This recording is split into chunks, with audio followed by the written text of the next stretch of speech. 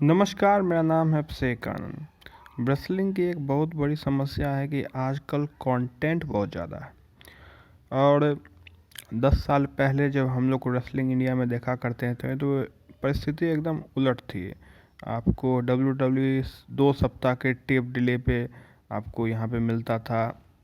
Paper views live नहीं हुआ करते थे, वो लेट हुआ करते थे। और एक समय में WWE पेपर व्यू को वेडनेसडे को जो है दिखाया करता था। मतलब संडे को होता था तो वेडनेसडे या थर्सडे को दिखाया करता था, एक देरी में दिखाया करता था। और उससे पहले तो और भी डिले हुआ करता था। धीरे धीरे करके एक समय घटा, एक सप्ताह आ गया, एक सप्ताह के अंदर अंदर उसी वीक पे वो दिखाना स्टार्ट किए। उसके बाद 2013 में पहली बार था कि पेपर व्यू को 24 घंटा के अंदर अंदर दिखाएंगे। तो सुबह में जो पेपर भी होता था उसे शाम में 5 या 6 बजे दिखाते थे। फिर 2015 से लाइव शुरू किया पेपर व्यूज़ वगैरह। फिर रॉ, स्मैकडाउन और NXT, अब हर चीज़ मानो लाइव सा है। और अब तो WWE के का जो इंटरनेट सर्विस है, WWE नेटवर्क जो है, उसे भी उसका भी जो राइट्स है वो सोनी ने लिया हुआ है। तो WWE के पुराने पेपर व्यूज़ और बेस्ट ऑफ ये, बेस्ट ऑफ वो, ये सब भी दिखाते रहते हैं। पूरा चैनल भरा हुआ है WWE के कंटेंट से। TNA का कंटेंट भी है काफ़ी ज़्यादा। TNA रेसलिंग को पहले 10-12 साल पहले, जब उस समय में सोनी TNA को अब तो उस सोनी 6 था, सोनी 6 रहा नहीं। तो जो है ये भी 2012-13 में ही स्टार्ट हुआ था, सोनी 6 में। और पहला लाइव पेपर व्यू TNA का ही था। जो रेसलिंग पेपर व्यू जो मैंने देखा था वो बाउंड फॉर ग्लोरी 2013 था, AJ स्टाइल्स वर्सेस बुली रे। उससे पहले ये स्टार स्पोर्ट्स पर थे। स्टार स्पोर्ट्स कभी प्रमोट नहीं करता था TNA को। कब देता था ये नहीं देता था किसी को मालूम नहीं चलता था। अगर क्रिकेट मैच वगैरह है तब तो नहीं ही देता था। अब ऐसी बात नहीं है। अब तो TNA रेसलिंग भी आप टीवी खोल दीजिए, हमेशा कुछ ना कुछ रेसलिंग का देता ही रहता है। फिर डी स्पोर्ट्स है, इस पे भी अब रेसलिंग कंटेंट रहता है अलग अलग जगहों का। तो टेलीविज़न पर रेसलिंग बहुत ज़्यादा है, पहले इतना रेसलिंग नहीं हुआ करता था। उसके अलावा एक बात और है जिसको ध्यान में रखना चाहिए कि पहले इंटरनेट सस्ता नहीं था। इंटरनेट, जियो से पहले इंटरनेट काफ़ी महंगा था। और इंटरनेट पर लोग रेसलिंग वगैरह कम देखा करते थे। अब इंटरनेट का रेट इतना कम है कि लोग इंटरनेट पर भी जो चाहे वो देख सकते हैं, अच्छे पिक्चर क्वालिटी में देख सकते हैं। और बहुत सारे रेसलिंग कंपनी हैं जो शोज़ वगैरह डालते रहते हैं। आपको इंटरनेट पर बहुत ज़्यादा रेसलिंग मिल जाएगा। और ओवर द टॉप जो मीडिया है उसमें भी आपको कमी नहीं है, चाहे WWE नेटवर्क हो, न्यू जापान वर्ल्ड हो, जापानीज़ रेसलिंग जिन्हें पसंद है, नोहा भी अवेलेबल है, all Japan pro wrestling available है, ड्रैगन गेट अवेलेबल है। और यूनाइटेड किंगडम के बहुत सारे रेसलिंग प्रमोशंस हैं जो अवेलेबल हैं अलग अलग माध्यम पे। प्रोग्रेस है, WN के रेसलिंग प्रमोशंस है। मैक्सिको के आप अरीना मैक्सिको के शोज़ को आप लाइव देख सकते हैं। AAA के शोज़ को आप लाइव देख सकते हैं। WWE के अलावा आप AEW के शो को हमेशा देख सकते हैं।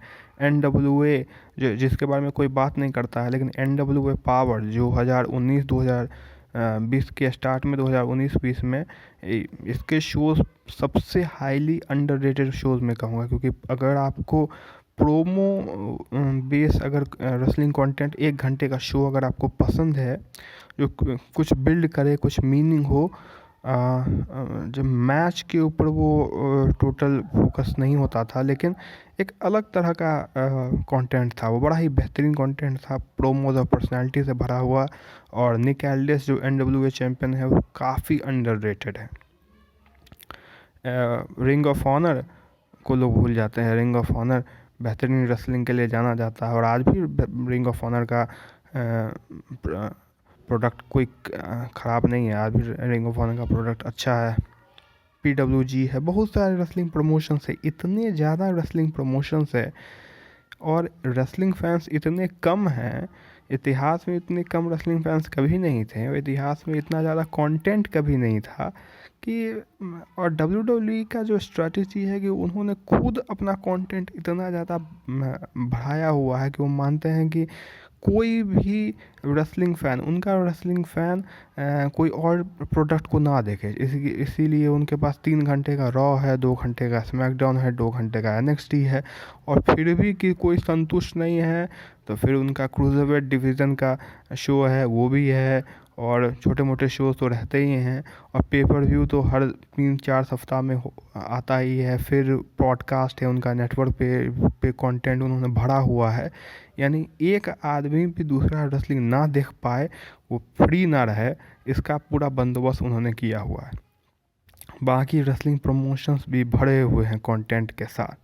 तो इससे होता ये है कि ये अब WWE के लिए ये स्ट्रेटजी भी है और उनकी मजबूरी भी है, क्योंकि WWE को जो फाइनेंशियली जो सबसे ज़्यादा प्रॉफिट वो होता है वो टेलीविज़न से ही होता है।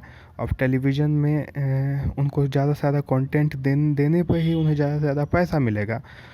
तो होता ये है कि आपको शॉर्ट टर्म पैसा तो मिलता है लेकिन लॉन्ग टर्म पॉपुलैरिटी आपकी घटती है, क्योंकि 1 घंटे का शो अगर सप्ताह में 1 दिन रहेगा तो ज़्यादा लोग देखेंगे और वही आपको सप्ताह में 10 घंटे का शो अगर रहेगा तो कम लोग देखेंगे, क्योंकि रेसलिंग है तो जैसे कहते हैं ना मेल सोप ओपनर है, यानी आपको कहानी कहना होता है और लॉन्ग टर्म कहानी कहना होता है, तो एक साथ ज़्यादा चीज़ों पे लोग इन्वेस्ट नहीं करेंगे और बहुत ज़्यादा लोग जो है कीप अप नहीं कर सकते। आखिर लोगों की अपनी ज़िंदगी होती है, उन्हें रेसलिंग के अलावा भी और कुछ देखना है, तो आपको सिर्फ हार्डकोर सेगमेंट बचेगा और बहुत लोग आपको छोड़ देंगे।